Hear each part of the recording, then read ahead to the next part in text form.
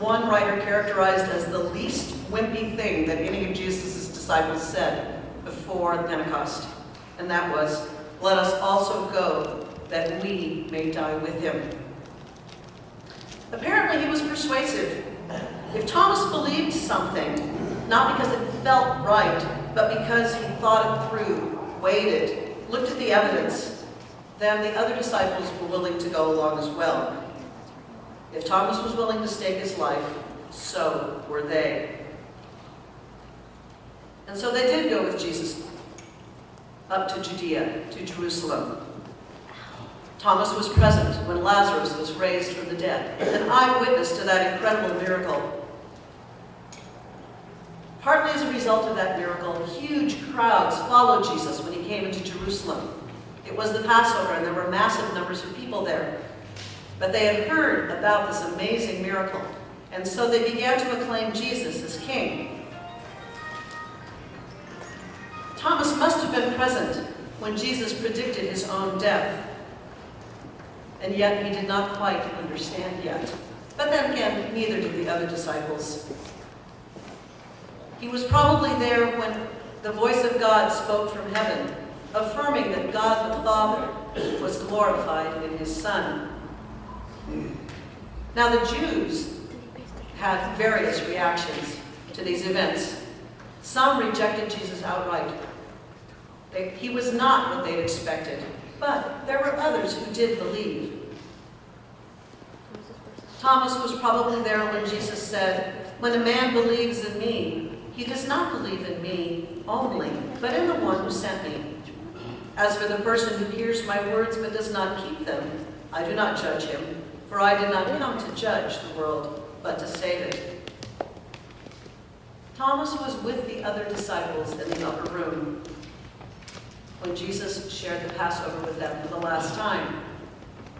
Jesus washed his feet. He gave him bread and wine, his body and blood.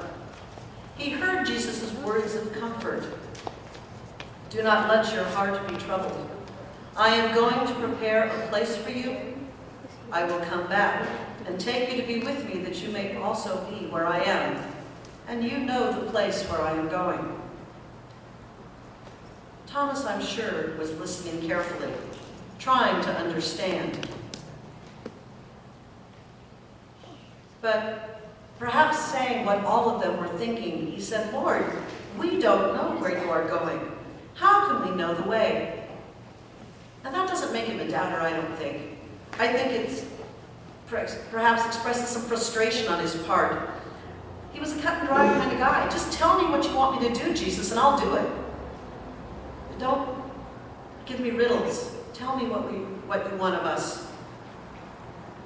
Jesus' answer to him is one of the most pivotal statements of Jesus' ministry. It defined his identity and his mission. Jesus told Thomas, "I am the way, the truth, and the life. No one comes to the Father except through me." Jesus answered his question. He was willing to clarify and to explain. After that, events followed swiftly. There was Jesus' arrest, the mockery of a trial, the beatings, and finally, the gory, bloody, awful crucifixion. All the disciples scattered. They were shattered. They were disillusioned. They were dazed. 3 days passed, and then Sunday came. There was the report of the women who had been to the tomb, who came to the disciples and said, "We've seen the Lord." And yet, most of them were unsure what that meant. They doubted the women's report, and they were hiding in the upper room for fear of the Jews.